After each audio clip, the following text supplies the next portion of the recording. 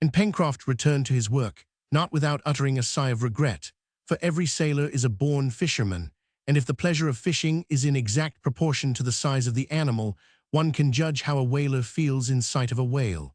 And if this had only been for pleasure, but they could not help feeling how valuable such a prize would have been to the colony, for the oil, the fat, and the bones would have been put to many uses. Now it happened that this whale appeared to have no wish to leave the waters of the island. Therefore, whether from the windows of Granite House or from Prospect Heights, Herbert and Gideon Spilett, when they were not hunting, or Neb, unless presiding over his fires, never left the telescope, but watched all the animals' movements. The cetacean, having entered far into Union Bay, made rapid furrows across it from Mandible Cape to Claw Cape, propelled by its enormously powerful flukes, on which it supported itself, and making its way through the water at the rate little short of 12 knots an hour.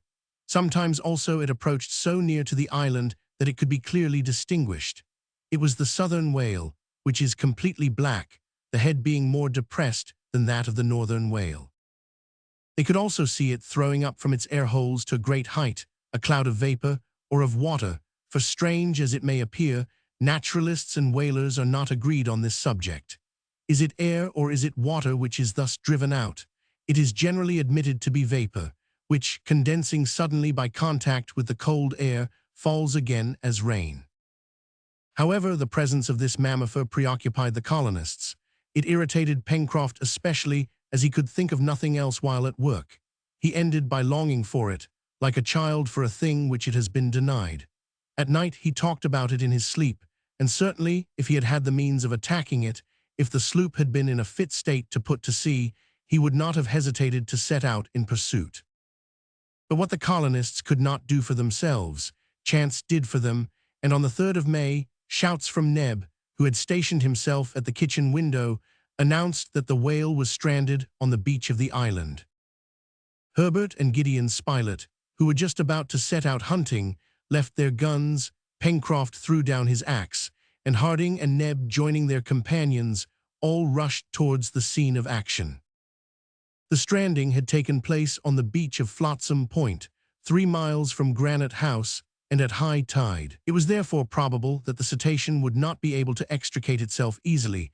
At any rate, it was best to hasten, so as to cut off its retreat if necessary. They ran with pickaxes and iron-tipped poles in their hands, passed over the Mersey Bridge, descended the right bank of the river, along the beach, and in less than 20 minutes the settlers were close to the enormous animal, above which flocks of birds already hovered. "What a monster!" cried Neb. And the exclamation was natural, for it was a southern whale, 80 feet long, a giant of the species, probably not weighing less than 150,000 pounds. In the meanwhile, the monster thus stranded did not move, nor attempt by struggling to regain the water whilst the tide was still high. It was dead, and a harpoon was sticking out of its left side. "There are whalers in these quarters, then," said Gideon Spilett directly. "A valuable prize, a valuable prize." "Oh, Mr. Spilett, that doesn't prove anything," replied Pencroft. "Whales have been known to go thousands of miles with a harpoon in the side, and this one might even have been struck in the north of the Atlantic and come to die in the south of the Pacific, and it would be nothing astonishing." Pencroft, having torn the harpoon from the animal's side, read this inscription on it: "Maria Stella, Vineyard." "A vessel from the Vineyard, a ship from my country," he cried. "The Maria Stella, a fine whaler, 'pon my word, I know her well. Oh, my friends, a vessel from the Vineyard, a whaler from the Vineyard." And the sailor, brandishing the harpoon, repeated, not without emotion, the name which he loved so well, the name of his birthplace. But as it could not be expected that the Maria Stella would come to reclaim the animal harpooned by her, they resolved to begin cutting it up before decomposition should commence. The birds, who had watched this rich prey for several days, had determined to take possession of it without further delay, and it was necessary to drive them off by firing at them repeatedly. The whale was a female, and a large quantity of milk was taken from it, which, according to the opinion of the naturalist Duffenbach, might pass for cow's milk, and indeed, it differs from it neither in taste, color, nor density. Pencroft had formerly served on board a whaling ship, and he could methodically direct the operation of cutting up, a sufficiently disagreeable operation lasting 3 days, but from which the settlers did not flinch, not even Gideon Spilett, who, as the sailor said, would end by making a real good castaway. The blubber, cut in parallel slices of 2.5 feet in thickness, then divided into pieces which might weigh about 1,000 pounds each, was melted down in large earthen pots brought to the spot, for they did not wish to taint the environs of Granite House, and in this fusion it lost nearly a third of its weight. But there was an immense quantity of it. The tongue alone yielded 6,000 pounds of oil, and the lower lip 4,000. Then, besides the fat, which would ensure for a long time a store of stearine and glycerine, there were still the bones, for which a use could doubtless be found, although there were neither umbrellas nor stays used at Granite House. The upper part of the mouth of the cetacean was, indeed, provided on both sides with 800 horny blades, very elastic, of a fibrous texture, and fringed at the edge like great combs, of which the teeth, 6 feet long, served to retain the thousands of animalcule little fish and mollusks on which the whale fed. The operation finished, to the great satisfaction of the operators, the remains of the animal were left to the birds, who would soon make every vestige of it disappear, and their usual daily occupations were resumed by the inmates of Granite House. However, before returning to the dockyard, Cyrus Harding conceived the idea of fabricating certain machines, which greatly excited the curiosity of his companions. He took a dozen of the whale's bones, cut them into 6 equal parts, and sharpened their ends. This machine is not my own invention, and it is frequently employed by the Aleutian hunters in Russian America. You see these bones, my friends? Well, when it freezes, I will bend them and then wet them with water till they are entirely covered with ice, which will keep them bent, and I will strew them on the snow, having previously covered them with fat. Now, what will happen if a hungry animal swallows one of these baits? Why, the heat of his stomach will melt the ice, and the bone, springing straight, will pierce him with its sharp points. Well, I do call that ingenious, said Pencroft. And it will spare the powder and shot, rejoined Cyrus Harding. That will be better than traps, added Neb. In the meanwhile, the boat building progressed, and towards the end of the month, half the planking was completed. It could already be seen that her shape was excellent and that she would sail well. Pencroft worked with unparalleled ardor, and only a sturdy frame could have borne such fatigue. But his companions were preparing in secret a reward for his labors, and on the 31st of May he was to meet with one of the greatest joys of his life. On that day, after dinner, just as he was about to leave the table, Pencroft felt a hand on his shoulder. It was the hand of Gideon Spilett, who said, "One moment, Master Pencroft, you mustn't sneak off like that. You've forgotten your dessert." "Thank you, Mr. Spilett," replied the sailor. "I am going back to my work." "Well, a cup of coffee, my friend." "Nothing more." "A pipe, then." Pencroft jumped up, and his great good-natured face grew pale when he saw the reporter presenting him with a ready-filled pipe, and Herbert with a glowing coal. The sailor endeavored to speak, but could not get out a word, so, seizing the pipe, he carried it to his lips. Then, applying the coal, he drew 5 or 6 great whiffs. A fragrant blue cloud soon arose, and from its depths a voice was heard repeating excitedly, "Tobacco, real tobacco." "Yes, Pencroft," returned Cyrus Harding, "and very good tobacco, too." "O divine Providence, sacred author of all things," cried the sailor, "nothing more is now wanting to our island." And Pencroft smoked, and smoked, and smoked. "And who made this discovery?" he asked at length. "You, Herbert, no doubt." "No, Pencroft, it was Mr. Spilett." "Mr. Spilett!"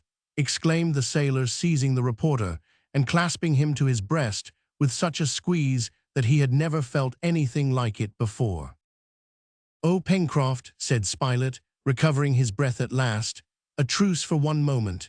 You must share your gratitude with Herbert, who recognized the plant, with Cyrus, who prepared it, and with Neb, who took a great deal of trouble to keep our secret." "Well, my friends, I will repay you some day," replied the sailor. "Now we are friends for life." Pencroft has nothing left to wish for. Pencroft has nothing left to wish for. Chapter 11. Winter felling wood, the mill, Pencroft's fixed idea, the bones, to what use an albatross may be put, fuel for the future, Top and Jup, storms, damage to the poultry yard, excursion to the marsh, Cyrus Harding alone, exploring the well. Winter arrived with the month of June, which is the December of the northern zones, and the great business was the making of warm and solid clothing. The musmons in the corral had been stripped of their wool, and this precious textile material was now to be transformed into stuff.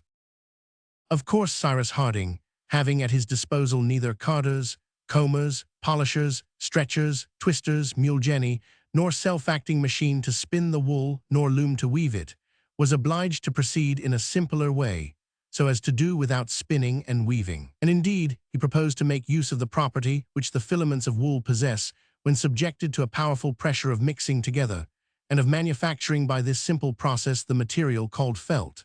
This felt could then be obtained by a simple operation which, if it diminished the flexibility of the stuff, increased its power of retaining heat in proportion. Now the wool furnished by the musmons was composed of very short hairs, and was in a good condition to be felted. The engineer, aided by his companions, including Pencroft, who was once more obliged to leave his boat, commenced the preliminary operations, the object of which was to rid the wool of that fat and oily substance with which it is impregnated, and which is called grease. This cleaning was done in vats filled with water, which was maintained at the temperature of 70 degrees, and in which the wool was soaked for 24 hours. It was then thoroughly washed in baths of soda, and when sufficiently dried by pressure, it was in a state to be compressed, that is to say, to produce a solid material, rough, no doubt, and such as would have no value in a manufacturing center of Europe or America, but which would be highly esteemed in the Lincoln Island markets. This sort of material must have been known from the most ancient times, and in fact, the first woolen stuffs were manufactured by the process which Harding was now about to employ. Where Harding's engineering qualifications now came into play was in the construction of the machine for pressing the wool, for he knew how to turn ingeniously to profit the mechanical force, hitherto unused, which the waterfall on the beach possessed to move a fulling mill. Nothing could be more rudimentary.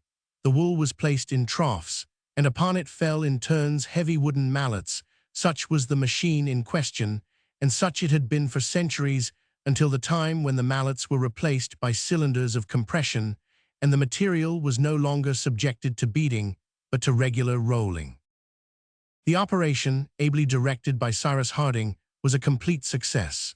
The wool, previously impregnated with a solution of soap, intended on the one hand to facilitate the interlacing, the compression, and the softening of the wool, and on the other to prevent its diminution by the beating, issued from the mill in the shape of thick felt cloth. The roughnesses with which the staple of wool is naturally filled were so thoroughly entangled and interlaced together that a material was formed equally suitable either for garments or bedclothes. It was certainly neither merino, muslin, cashmere, rep, satin, alpaca, cloth, nor flannel.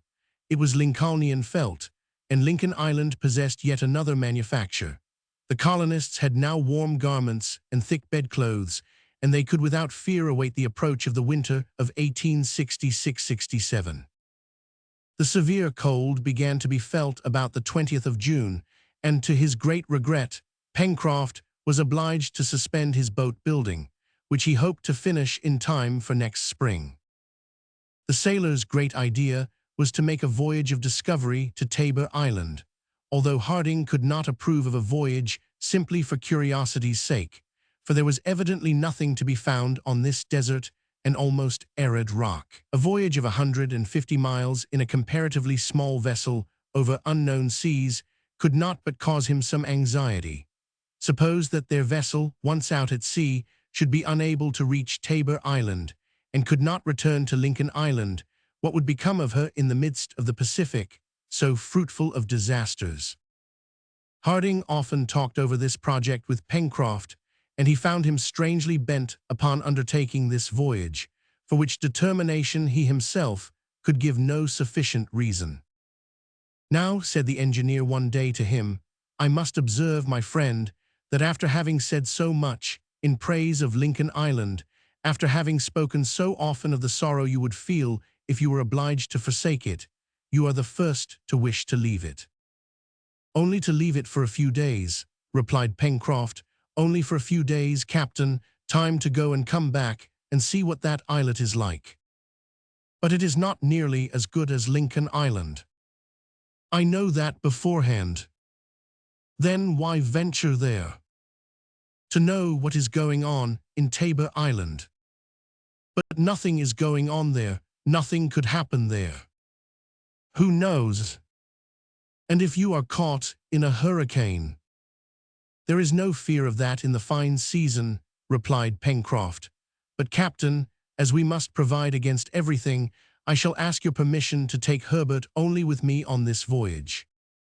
"Pencroft," replied the engineer, placing his hand on the sailor's shoulder, "if any misfortune happens to you or to this lad, whom chance has made our child, do you think we could ever cease to blame ourselves?" "Captain Harding," replied Pencroft with unshaken confidence, "we shall not cause you that sorrow. Besides, we will speak further of this voyage when the time comes to make it. And I fancy, when you have seen our tight-rigged little craft, when you have observed how she behaves at sea when we sail round our island, for we will do so together, I fancy, I say, that you will no longer hesitate to let me go. I don't conceal from you that your boat will be a masterpiece."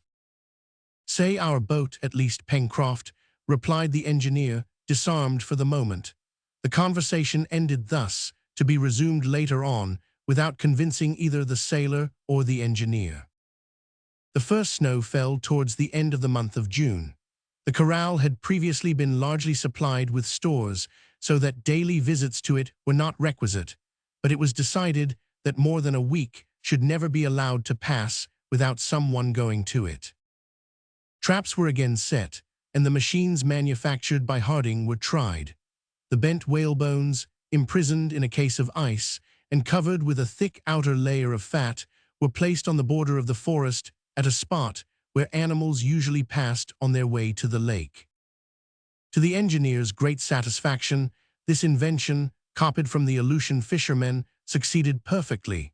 A dozen foxes, a few wild boars, and even a jaguar were taken in this way, the animals being found dead, their stomachs pierced by the unbent bones.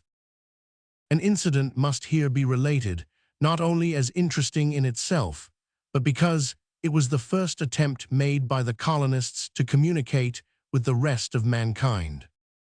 Gideon Spilett had already several times pondered whether to throw into the sea a letter enclosed in a bottle, which currents might perhaps carry to an inhabited coast, or to confide it to pigeons. But how could it be seriously hoped that either pigeons or bottles could cross the distance of 1,200 miles, which separated the island from any inhabited land? It would have been pure folly. But on the 30th of June, the capture was effected, not without difficulty, of an albatross, which a shot from Herbert's gun had slightly wounded in the foot. It was a magnificent bird, measuring 10 feet from wing to wing, and which could traverse seas as wide as the Pacific. Herbert would have liked to keep this superb bird, as its wound would soon heal, and he thought he could tame it. But Spilett explained to him that they should not neglect this opportunity of attempting to communicate by this messenger with the lands of the Pacific, for if the albatross had come from some inhabited region, there was no doubt but that it would return there so soon as it was set free. Perhaps in his heart Gideon Spilett, in whom the journalist sometimes came to the surface, was not sorry to have the opportunity of sending forth to take its chance an exciting article relating the adventures of the settlers in Lincoln Island. What a success for the authorized reporter of the New York Herald, and for the number which should contain the article if it should ever reach the address of its editor, the Honorable John Bennett. Gideon Spilett then wrote out a concise account, which was placed in a strong waterproof bag, with an earnest request to whoever might find it to forward it to the office of the New York Herald. This little bag was fastened to the neck of the albatross, and not to its foot, for these birds are in the habit of resting on the surface of the sea. Then liberty was given to this swift courier of the air, and it was not without some emotion that the colonists watched it disappear in the misty west. "Where is he going to?" asked Pencroft. "Towards New Zealand," replied Herbert. "A good voyage to you," shouted the sailor, who himself did not expect any great result from this mode of correspondence. With the winter, work had been resumed in the interior of Granite House, mending clothes and different occupations, amongst others making the sails for their vessel, which were cut from the inexhaustible balloon case. During the month of July, the cold was intense, but there was no lack of either wood or coal. Cyrus Harding had established a second fireplace in the dining room, and there the long winter evenings were spent, talking whilst they worked, reading when the hands remained idle. The time passed with profit to all. The messenger, the messenger. It was real enjoyment to the settlers when in their room, well lighted with candles, well warmed with coal, after a good dinner, elderberry coffee smoking in the cups, the pipes giving forth an odoriferous smoke, they could hear the storm howling without. Their comfort would have been complete, if complete comfort could ever exist for those who are far from their fellow creatures and without any means of communication with them. They often talked of their country, of the friends whom they had left, of the grandeur of the American Republic, whose influence could not but increase, and Cyrus Harding, who had been much mixed up with the affairs of the Union, greatly interested his auditors by his recitals, his views, and his prognostics. It chanced one day that Spilett was led to say, "But now, my dear Cyrus, all this industrial and commercial movement to which you predict a continual advance, does it not run the danger of being sooner or later completely stopped?" "Stopped, and by what?" "By the want of coal, which may justly be called the most precious of minerals." "Yes, the most precious indeed," replied the engineer, "and it would seem that nature wished to prove that it was so by making the diamond, which is simply pure carbon crystallized." "You don't mean to say, Captain," interrupted Pencroft, "that we burn diamonds in our stoves in the shape of coal?" "No, my friend," replied Harding. "However," resumed Gideon Spilett, "you do not deny that some day the coal will be entirely consumed." "Oh, the veins of coal are still considerable, and the 100,000 miners who annually extract from them 100 millions of hundredweights have not nearly exhausted them." "With the increasing consumption of coal," replied Gideon Spilett, "it can be foreseen that the 100,000 workmen will soon become 200,000, and that the rate of extraction will be doubled." "Doubtless, but after the European mines, which will be soon worked more thoroughly with new machines, the American and Australian mines will for a long time yet provide for the consumption in trade." "For how long a time?" asked the reporter. "For at least 250 or 300 years. "That is reassuring for us, but a bad lookout for our great-grandchildren," observed Pencroft. "Winter evenings in Granite House, winter evenings in Granite House." "They will discover something else," said Herbert. "It is to be hoped so," answered Spilett, "for without coal there would be no machinery, and without machinery there would be no railways, no steamers, no manufactories, nothing of that which is indispensable to modern civilization." "But what will they find?" asked Pencroft. "Can you guess, Captain?" "Nearly, my friend." "And what will they burn instead of coal?" "Water," replied Harding. "Water," cried Pencroft, "water as fuel for steamers and engines, water to heat water." "Yes, but water decomposed into its primitive elements," replied Cyrus Harding, "and decomposed, doubtless, by electricity, which will then have become a powerful and manageable force, for all great discoveries, by some inexplicable law, appear to agree and become complete at the same time. Yes, my friends, I believe that water will one day be employed as fuel, that hydrogen and oxygen which constitute it, used singly or together, will furnish an inexhaustible source of heat and light, of an intensity of which coal is not capable. Someday the coal rooms of steamers and the tenders of locomotives will, instead of coal, be stored with these two condensed gases, which will burn in the furnaces with enormous calorific power. There is, therefore, nothing to fear. As long as the earth is inhabited, it will supply the wants of its inhabitants, and there will be no want of either light or heat as long as the productions of the vegetable, mineral, or animal kingdoms do not fail us. I believe, then, that when the deposits of coal are exhausted, we shall heat and warm ourselves with water. Water will be the coal of the future. I should like to see that, observed the sailor. You were born too soon, Pencroft, returned Neb, who only took part in the discussion by these words. However, it was not Neb's speech which interrupted the conversation, but Top's barking, which broke out again with that strange intonation which had before perplexed the engineer. At the same time, Top began to run round the mouth of the well, which opened at the extremity of the interior passage. "What can Top be barking in that way for?" asked Pencroft. "And Jup be growling like that?" added Herbert.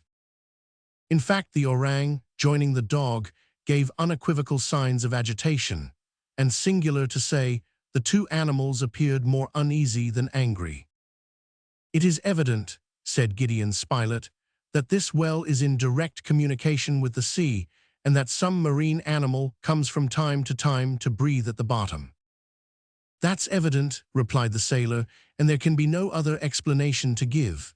Quiet there, Top," added Pencroft, turning to the dog, "and you, Jup, be off to your room." The ape and the dog were silent. Jup went off to bed, but Top remained in the room and continued to utter low growls at intervals during the rest of the evening. There was no further talk on the subject, but the incident, however, clouded the brow of the engineer. During the remainder of the month of July, there was alternate rain and frost. The temperature was not so low as during the preceding winter, and its maximum did not exceed 8 degrees Fahrenheit. But although this winter was less cold, it was more troubled by storms and squalls. The sea, besides, often endangered the safety of the chimneys. At times, it almost seemed as if an undercurrent raised these monstrous billows which thundered against the wall of Granite House. When the settlers, leaning from their windows, gazed on the huge watery masses breaking beneath their eyes, they could not but admire the magnificent spectacle of the ocean in its impotent fury. The waves rebounded in dazzling foam, the beach entirely disappearing under the raging flood, and the cliff appearing to emerge from the sea itself, the spray rising to a height of more than 100 feet. During these storms, it was difficult and even dangerous to venture out, owing to the frequently falling trees. However, the colonists never allowed a week to pass without having paid a visit to the corral. Happily, this enclosure, sheltered by the southeastern spur of Mount Franklin, did not greatly suffer from the violence of the hurricanes, which spared its trees, sheds, and palisades, but the poultry yard on Prospect Heights, being directly exposed to the gusts of wind from the east, suffered considerable damage.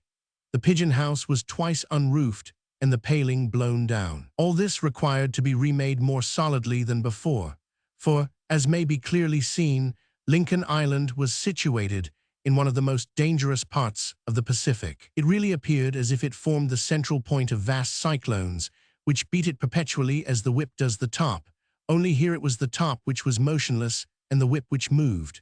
During the first week of the month of August, the weather became more moderate, and the atmosphere recovered the calm which it appeared to have lost forever. With the calm, the cold again became intense, and the thermometer fell to 8 degrees Fahrenheit below zero. On the 3rd of August, an excursion which had been talked of for several days was made into the southeastern part of the island, towards Tadorn Marsh. The hunters were tempted by the aquatic game which took up their winter quarters there. Wild duck, snipe, teal, and grebe abounded there, and it was agreed that a day should be devoted to an expedition against these birds. Not only Gideon Spilett and Herbert, but Pencroft and Neb also took part in this excursion. Cyrus Harding alone, alleging some work as an excuse, did not join them, but remained at Granite House. The hunters proceeded in the direction of Port Balloon in order to reach the marsh, after having promised to be back by the evening. Top and Jup accompanied them. As soon as they had passed over the Mersey Bridge, the engineer raised it and returned, intending to put into execution a project for the performance of which he wished to be alone. Now this project was to minutely explore the interior well, the mouth of which was on a level with the passage of Granite House, and which communicated with the sea, since it formerly supplied a way to the waters of the lake. He saw nothing suspicious. He saw nothing suspicious. Why did Top so often run round this opening? Why did he utter such strange barks when a sort of uneasiness seemed to draw him towards this well? Why did Jup join Top in a sort of common anxiety? Had this well branches besides the communication with the sea? Did it spread towards other parts of the island? This is what Cyrus Harding wished to know. He had resolved, therefore, to attempt the exploration of the well during the absence of his companions, and an opportunity for doing so had now presented itself. It was easy to descend to the bottom of the well by employing the rope ladder which had not been used since the establishment of the lift. The engineer drew the ladder to the hole, the diameter of which measured nearly 6 feet, and allowed it to unroll itself after having securely fastened its upper extremity. Then, having lighted a lantern, taken a revolver, and placed a cutlass in his belt, he began the descent. The sides were everywhere entire, but points of rock jutted out here and there, and by means of these points it would have been quite possible for an active creature to climb to the mouth of the well. The engineer remarked this, but although he carefully examined these points by the light of his lantern, he could find no impression, no fracture which could give any reason to suppose that they had either recently or at any former time been used as a staircase. Cyrus Harding descended deeper, throwing the light of his lantern on all sides. He saw nothing suspicious. When the engineer had reached the last rounds, he came upon the water, which was then perfectly calm. Neither at its level nor in any other part of the well did any passage open which could lead to the interior of the cliff. The wall which Harding struck with the hilt of his cutlass sounded solid. It was compact granite, through which no living being could force a way. To arrive at the bottom of the well and then climb up to its mouth, it was necessary to pass through the channel under the rocky subsoil of the beach, which placed it in communication with the sea, and this was only possible for marine animals. As to the question of knowing where this channel ended, at what point of the shore, and at what depth beneath the water, it could not be answered. Then Cyrus Harding, having ended his survey, reascended, drew up the ladder, covered the mouth of the well, and returned thoughtfully to the dining room, saying to himself, "I have seen nothing, and yet there is something there." Chapter 12. The rigging of the vessel, an attack from foxes, Jup wounded, Jup cured, completion of the boat, Pencroft's triumph, the Bonadventure's trial trip to the south of the island, an unexpected document. In the evening the hunters returned, having enjoyed good sport, and being literally loaded with game. Indeed, they had as much as 4 men could possibly carry. Top wore a necklace of teal, and Jup wreaths of snipe round his body. "Here, master," cried Neb, "here's something to employ our time. Preserved and made into pies, we shall have a welcome store, but I must have someone to help me. I count on you, Pencroft." "No, Neb," replied the sailor. "I have the rigging of the vessel to finish and to look after, and you will have to do without me." "And you, Mr. Herbert?" "I must go to the corral tomorrow, Neb," replied the lad. "It will be you then, Mr. Spilett, who will help me." "To oblige you, Neb, I will," replied the reporter, "but I warn you that if you disclose your receipts to me, I shall publish them." "Whenever you like, Mr. Spilett," replied Neb, "whenever you like." And so the next day Gideon Spilett became Neb's assistant and was installed in his culinary laboratory. The engineer had previously made known to him the result of the exploration which he had made the day before, and on this point the reporter shared Harding's opinion that although he had found nothing, a secret still remained to be discovered.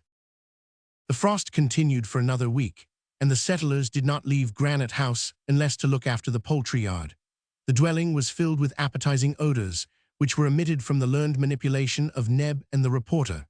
But all the results of the chase were not made into preserved provisions, and as the game kept perfectly in the intense cold, wild duck and other fowl were eaten fresh and declared superior to all other aquatic birds in the known world. During this week Pencroft, aided by Herbert, who handled the sailmaker's needle with much skill, worked with such energy that the sails of that vessel were finished. There was no want of cordage. Thanks to the rigging which had been recovered with the case of the balloon, the ropes and cables from the net were all of good quality, and the sailor turned them all to account. To the sails were attached strong bolt ropes, and there still remained enough from which to make the halyards, shrouds, and sheets, etc. The blocks were manufactured by Cyrus Harding under Pencroft's directions by means of the turning lathe. It therefore happened that the rigging was entirely prepared before the vessel was finished. Pencroft also manufactured a flag, that flag so dear to every true American, containing the stars and stripes of their glorious Union. The colors for it were supplied from certain plants used in dyeing, and which were very abundant in the island. Only to the 37 stars, representing the 37 states of the Union, which shine on the American flag, the sailor added a 38th, the star of the state of Lincoln, for he considered his island as already united to the great republic. And, said he, it is so already in heart, if not in deed. In the meantime, the flag was hoisted at the central window of Granite House, and the settlers saluted it with 3 cheers. The cold season was now almost at an end, and it appeared as if this second winter was to pass without any unusual occurrence, when, on the night of the 11th August, the plateau of Prospect Heights was menaced with complete destruction. After a busy day, the colonists were sleeping soundly, when towards 4 o'clock in the morning they were suddenly awakened by Top's barking.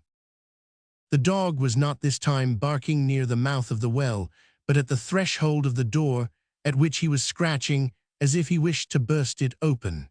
Jup was also uttering piercing cries. "Hallo, Top!"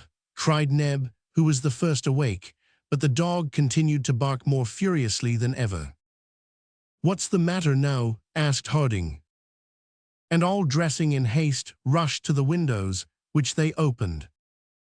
Beneath their eyes was spread a sheet of snow which looked grey in the dim light. The settlers could see nothing, but they heard a singular yelping noise away in the darkness. It was evident that the beach had been invaded by a number of animals which could not be seen. "What are they?" cried Pencroft. "Wolves, jaguars, or apes," replied Neb. "They have nearly reached the plateau," said the reporter. "And our poultry yard," exclaimed Herbert, "and our garden." "Where can they have crossed?" asked Pencroft. "They must have crossed the bridge on the shore," replied the engineer, "which one of us must have forgotten to close." "True," said Spilett, "I remember to have left it open." "A fine job you have made of it, Mr. Spilett," cried the sailor. "What is done cannot be undone," replied Cyrus Harding. "We must consult what it will now be best to do." Such were the questions and answers which were rapidly exchanged between Harding and his companions. It was certain that the bridge had been crossed, that the shore had been invaded by animals, and that whatever they might be, they could by ascending the left bank of the Mercy reach Prospect Heights. They must therefore be advanced against quickly and fought with if necessary. "But what are these beasts?" was asked a second time, as the yelpings were again heard more loudly than before. These yelps made Herbert start, and he remembered to have already heard them during his first visit to the sources of the Red Creek. "They are culpeux foxes," he exclaimed. "Forward!" shouted the sailor. And all arming themselves with hatchets, carbines, and revolvers, threw themselves into the lift and soon set foot on the shore. Culpeux are dangerous animals when in great numbers and irritated by hunger.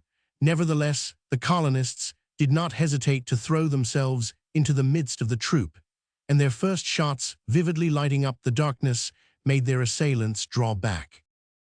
The chief thing was to hinder these plunderers from reaching the plateau, for the garden and the poultry yard would then have been at their mercy, and immense, perhaps irreparable mischief would inevitably be the result, especially with regard to the cornfield. But as the invasion of the plateau could only be made by the left bank of the Mersey, it was sufficient to oppose the Culpeau on the narrow bank between the river and the cliff of granite. This was plain to all, and by Cyrus Harding's orders, they reached the spot indicated by him, while the Culpeau rushed fiercely through the gloom. Harding, Gideon, Spilett, Herbert, Pencroft, and Neb posted themselves in impregnable line. Top, his formidable jaws open, preceded the colonists, and he was followed by Jup, armed with knotty cudgel, which he brandished like a club. The night was extremely dark. It was only by the flashes from the revolvers, as each person fired, that they could see their assailants, who were at least 100 in number, and whose eyes were glowing like hot coals. "They must not pass," shouted Pencroft. "They shall not pass," returned the engineer. But if they did not pass, it was not for want of having attempted it. Those in the rear pushed on the foremost assailants, and it was an incessant struggle with revolvers and hatchets. Several Culpeau already lay dead on the ground, but their number did not appear to diminish, and it might have been supposed that reinforcements were continually arriving over the bridge. The colonists were soon obliged to fight at close quarters, not without receiving some wounds, though happily very slight ones. Herbert had, with a shot from his revolver, rescued Neb, on whose back a Culpeau had sprung like a tiger cat. Top fought with actual fury, flying at the throats of the foxes and strangling them instantaneously. Jup wielded his weapon valiantly, and it was in vain that they endeavored to keep him in the rear. Endowed doubtless with sight which enabled him to pierce the obscurity, he was always in the thick of the fight, uttering from time to time a sharp hissing sound, which was with him the sign of great rejoicing. At one moment he advanced so far that by the light from a revolver he was seen surrounded by 5 or 6 large Culpeau, with whom he was coping with great coolness. However, the struggle was ended at last, and victory was on the side of the settlers, but not until they had fought for 2 long hours. The first signs of the approach of day doubtless determined the retreat of their assailants, who scampered away towards the north, passing over the bridge, which Neb ran immediately to raise. When day had sufficiently lighted up the field of battle, the settlers counted as many as 50 dead bodies scattered about on the shore. "And Jup," cried Pencroft, "where is Jup?" Jup had disappeared. His friend Neb called him, and for the first time Jup did not reply to his friend's call. Everyone set out in search of Jup, trembling lest he should be found amongst the slain. They cleared the place of the bodies, which stained the snow with their blood. Jup was found in the midst of a heap of Culpeau, whose broken jaws and crushed bodies showed that they had to do with the terrible club of the intrepid animal. Poor Jup still held in his hand the stump of his broken cudgel, but deprived of his weapon he had been overpowered by numbers, and his chest was covered with severe wounds. "He is living," cried Neb, who was bending over him. "And we will save him," replied the sailor. "We will nurse him as if he was one of ourselves." It appeared as if Jup understood, for he leant his head on Pencroft's shoulder as if to thank him. The sailor was wounded himself, but his wound was insignificant, as were those of his companions, for thanks to their firearms, they had been almost always able to keep their assailants at a distance. It was therefore only the orang whose condition was serious. Jup, carried by Neb and Pencroft, was placed in the lift, and only a slight moan now and then escaped his lips. He was gently drawn up to Granite House. There he was laid on a mattress taken from one of the beds, and his wounds were bathed with the greatest care. It did not appear that any vital part had been reached, but Jup was very weak from loss of blood, and a high fever soon set in after his wounds had been dressed. He was laid down, strict diet was imposed, just like a real person, as Neb said, and they made him swallow several cups of a cooling drink, for which the ingredients were supplied from the vegetable medicine chest of Granite House. Jup was at first restless, but his breathing gradually became more regular, and he was left sleeping quietly. From time to time Top, walking on tiptoe, as one might say, came to visit his friend, and seemed to approve of all the care that had been taken of him. One of Jup's hands hung over the side of his bed, and Top licked it with a sympathizing air. They employed the day in interring the dead, who were dragged to the forest of the far west, and there buried deep. This attack, which might have had such serious consequences, was a lesson to the settlers, who from this time never went to bed until one of their number had made sure that all the bridges were raised and that no invasion was possible. However, Jup, after having given them serious anxiety for several days, began to recover. His constitution brought him through, the fever gradually subsided, and Gideon Spilett, who was a bit of a doctor, pronounced him quite out of danger. On the 16th of August, Jup began to eat. Neb made him nice little sweet dishes, which the invalid discussed with great relish, for if he had a pet failing it was that of being somewhat of a gourmand, and Neb had never done anything to cure him of this fault. "What would you have?" said he to Gideon Spilett, who sometimes expostulated with him for spoiling the ape. "Poor Jup has no other pleasure than that of the palate, and I am only too glad to be able to reward his services in this way." Top visiting the invalid. Top visiting the invalid. 10 days after having taken to his bed, on the 21st of August, Master Jup arose. His wounds were healed, and it was evident that he would not be long in regaining his usual strength and agility. Like all convalescents, he was tremendously hungry, and the reporter allowed him to eat as much as he liked, for he trusted to that instinct, which is too often wanting in reasoning beings, to keep the orang from any excess. Neb was delighted to see his pupil's appetite returning. "Eat away, my Jup," said he, "and don't spare anything. You have shed your blood for us, and it is the least I can do to make you strong again."